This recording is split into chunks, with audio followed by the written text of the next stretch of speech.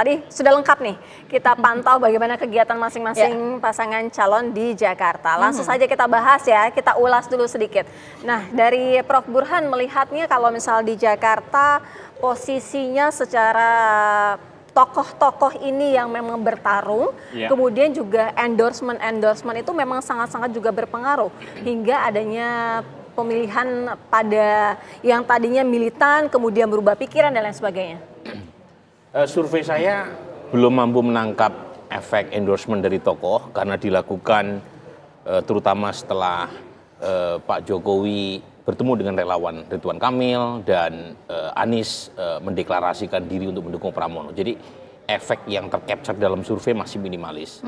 Tetapi yang pasti untuk mengukur efek tokoh itu tergantung beberapa variabel. Yang pertama adalah seberapa besar effort yang dikeluarkan oleh para tokoh. Contoh misalnya, Pak Jokowi di Jakarta itu hanya menghadiri relawan Ridwan Kamil. Beda dengan di Jawa Tengah. Dia melakukan pawai di 7 titik. Itu kan jelas bedanya. Yang satu yang kampanye langsung, yang satu hanya bertemu dengan relawan Ridwan Kamil. Nah, beda dengan Anies. Anies dia datang tuh dalam deklarasi rapat apel akbar ya untuk Pramono Anung. Apalagi misalnya Ahok ya. Jadi efeknya tentu berbeda. Yang kedua adalah berapa banyak warga yang tahu. Kalau misalnya effortnya minimalis, tentu efek dukungannya kan menjadi sedikit karena yang tahu bahwa misalnya Pak Jokowi mendukung Ridwan Kamil atau Anies mendukung Pramono itu kan bisa menjadi terbatasi. Kalau misalnya warga itu tidak banyak aware. Ya. Jadi bagaimana punya dampak? Kalau tahu aja tidak. Itu yang kedua. Yang ketiga adalah tergantung profil dari pemilih masing-masing wilayah. Di Jakarta itu 68% menurut survei kami, itu warga cenderung lebih independen dalam menentukan pilihan. Jadi mereka tidak terpengaruh oleh endorsement tokoh apapun, lebih otonom. Nah ini berbeda dengan banyak provinsi lain, Jawa Tengah misalnya, itu yang otonom itu hanya 45%. Artinya ada segmen yang lebih besar di Jawa Tengah yang menunggu tausiah atau fatwa dari para junjungan masing-masing kan. Nah di Jakarta itu relatif lebih sedikit masyarakat yang menunggu endorsement atau pengaruh atau petuah dari para tokoh yang mereka ikuti. Nah ini yang kemudian membedakan efek endorsement tadi. Tapi dalam konteks kompetisi yang sengit, marginal utility setiap satu suara itu matters. Jadi meskipun profil pemilih Jakarta lebih independen, tetapi karena persaingan Pramono dengan Ridwan Kamil relatif sangat sengit, satu suara penting, apalagi ada 30% warga yang misalnya menunggu petuah dari para tokoh yang mereka tunggu, ya mereka ikuti. Ya. Nah beda misalnya kalau selisihnya lebar, misalnya ya dalam kasus di Jawa Barat, dalam kasus di Jawa Timur, dalam kasus di Sulawesi Selatan, itu selisihnya lebar tuh antara Andi Sulaiman. Ya, dengan Pak Pomanto, Dani Pomanto. Itu lebar sekali, 24 versus 65% dalam survei pra-pemilu. Di Sumatera Utara juga lebar, 64 versus 30 gitu. Jadi karena kalau misalnya terlalu lebar, itu kan insentif untuk memberikan dukungan dan diketahui publik menjadi tidak terlalu kuat kan. Makanya endorsement itu muncul di wilayah-wilayah yang sengit kan, Jawa Tengah, ya. Kemudian DKI Jakarta, ya. Mungkin juga wilayah lain seperti di Kalimantan Timur misalnya. Dan para tokoh yang Anda sebut tadi itu kan umumnya ya antara Jawa Tengah sama DKI Jakarta. Dan jangan lupa survei saya Lutfi mulai mengungguli secara signifikan Andika setelah Pak Jokowi turun. Cuma efek Pak Jokowi di Jawa Tengah tidak sebesar kalau di tes di Jakarta. Karena tadi profil pemilih yang berbeda dan Jokower itu kan lebih banyak di Jawa Tengah memang ketimbang di Jakarta. Gitu. Walaupun kandang banteng itu ya Jawa Tengah ya. Lagi-lagi masalahnya begini, kandang banteng betul, tetapi suara PD Perjuangan hanya 27%. Menang pemilu tetapi tidak mencapai mayoritas. Dia hanya plurality saja menangnya ya. Artinya dibanding yang lain dia paling tinggi. Tetapi 73% warga Jawa Tengah itu kan memilih partai-partai lain. Nah itu yang menjelaskan mengapa kemarin waktu Pilpres, Prabowo Gibran unggul di kandang banteng. Di Jawa Tengah. Terutama dari segmen pemilih partai non PD Perjuangan. Basis PD Perjuangan mayoritas masih memilih Ganjar, Tetapi kalau tidak mampu untuk masuk reach out pemilih di luar PD Perjuangan, ya berat juga buat Pak Andika untuk bisa memenangkan pertarungan. Baik, Mas Aji, kita balik ke Jakarta. Kalau Jakarta melihat ini kan dari awal begitu ya, memang persaingan antara 01 dan juga 03. Tapi apa yang sebenarnya membuat saat ini beda tipis begitu? Apakah mesin partainya sudah mulai bergerak dari PDIP? Tapi kita melihat di sisi lain juga mesin partai politik justru lebih banyak di 01 begitu. Apa faktornya sebenarnya? Iya, kalau Atau sudah mulai banyak mengenal paslon 03, Mas Pram dan juga Bang Rano, atau gimana? ya kalau kita lihat kalau hasilnya tentu kita menunggu hasil Ya. quick count ya, tapi Ya. survei pra pemilu Survei selama ini ya? survei kita juga menunjukkan bahwa DKI kontestasinya lebih ketat ya antara Pram Rano dan RK Susono ya. Jadi dalam survei terakhir selisihnya hanya kurang lebih 1-2% ya, secara elektabilitas ya. Dan kalau kita lihat dari sisi tren survei para kandidat di DKI, memang ada tren yang semakin mendekat ya dari survei awal ke survei akhir ya, terutama suara dari Pram Rano ya. Dan saya melihat bahwa memang ledakan pertama atau kekuatan pertama dari pasangan ini adalah karena wakil Pak Rano Karno ya. Rano Karno ketika sosok Rano Bang menjadi Dul ini wakilnya Pramono, memang itu mampu mendongkrak popularitas maupun elektabilitas yang cukup signifikan dari pasangan Pram Rano. Itu faktor pertama ya. Yang kedua adalah kita melihat setelah pasca pendaftaran ya, Pram Rano juga mampu menunjukkan beberapa kejutan yang saya pikir itu juga menarik untuk pemilih. Seperti apa contohnya, Mas Haji? Dari sisi kampanye ya, packaging kampanye, kemudian dari sisi penetrasi tim di lapangan ya. Datang ke Kita lihat rumah ya, dan warga itu gitu terlihat ya? dalam survei ya. Kita melihat bahwa dari sisi penetrasi ruang publik kampanye ya, Pram lebih tinggi dibanding pasangan RK Susono, kemudian penetrasi tim relawan juga lebih tinggi ya. Jadi kita melihat memang akibat dari kampanye yang begitu masif dari pasangan Pram Rano ini membuat jarak elektabilitasnya makin dekat ya. Dan terakhir kalau saya melihat ya, ada faktor pergeseran suara di Gen Z ya, Gen Z dan Gen milenial ya. Awalnya ke RK? Awalnya memang sangat kuat ke pasangan RK Susono, tapi lambat laun makin mendekati pilkada ya, pasangan Pram Rano mampu ya mengimbangi pasangan RK dari sisi Gen Z dan Gen milenial yang jumlahnya cukup besar di Apakah karena DKI. programnya atau apa? Salah satunya karena kita interaksinya melihat penetrasi media sosialnya yang begitu luar biasa pasangan Pram Rano ya. Nah, sehingga nanti terakhir saya pikir bahwa hasil hari ini sangat tergantung pada kekuatan dua kandidat maupun tim untuk melakukan apa yang istilahnya get out the vote ya, memobilisasi pemilihnya masing-masing untuk datang ke TPS ya. Nah, ini akan menjadi kunci siapa yang akan unggul di DKI ya.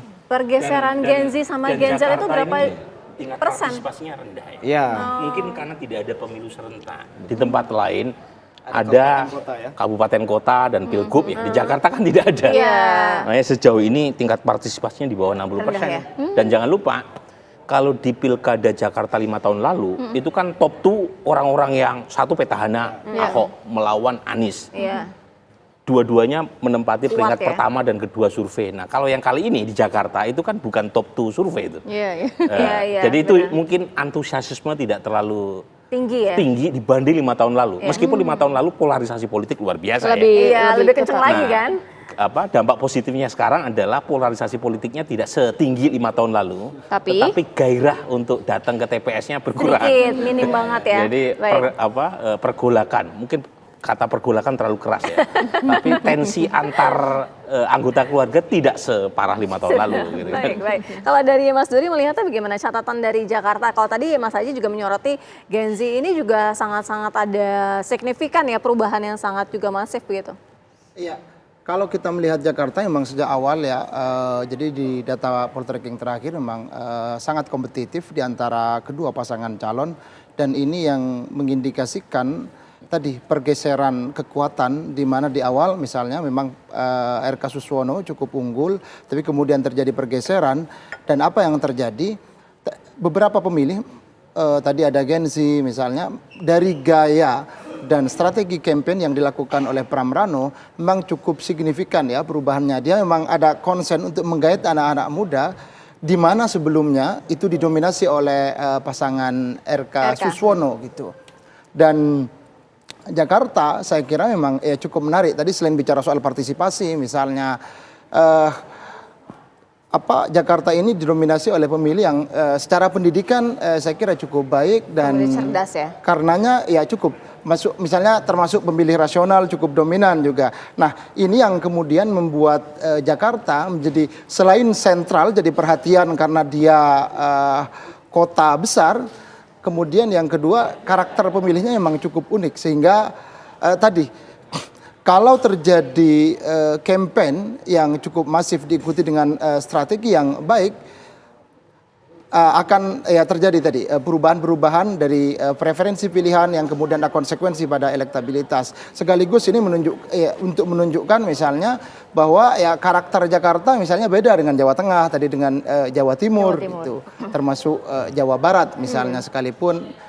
Di sampingnya sekalian misalnya ada Banten. Jadi keunikan Jakarta yang menurut kami pertarungan di Jakarta ini menjadi sangat menarik. Di sisi lain misalnya ini Kim Plus juga vs PDIP gitu. Terlepas tadi misalnya ada catatan soal gairah dari mesin partai tidak terlalu signifikan memberikan kontribusi, tetapi ini menunjukkan sekarang misalnya di Jakarta peta politik yang terjadi ya tadi tidak sepanas di pilkada sebelumnya, sekaligus ini juga tadi transisi kekuasaan saya kira mengurangi tensi antara PDI Perjuangan misalnya dengan Kim Plus. Dan tentu saja presiden terpilih yang baru dilantik pada Oktober dia berkepentingan untuk menjaga image-nya sehingga ya mohon maaf misalnya tidak terlalu terbuka barangkali dibandingkan dengan presiden sebelumnya. Oke, Mas Ipang, kalau berbicara mengenai Jakarta nih, kita bandingkan di tahun 2017 begitu ya. Kita tahu Ahok kuatnya di Jakarta Barat, Jakarta Utara begitu. Kalau Anies waktu itu kuatnya di Jaksel. Nah, kalau saat ini bisa nggak sih sedikit dipetakan mungkin dari hasil survei-survei sebelumnya bahwa siapa yang kuat di mana, yang mana yang masih bisa menjadi celah untuk mereka meraup suara? Ya, sejauh yang kita cermati memang ada basis masing-masing ya, kekuatan masing-masing.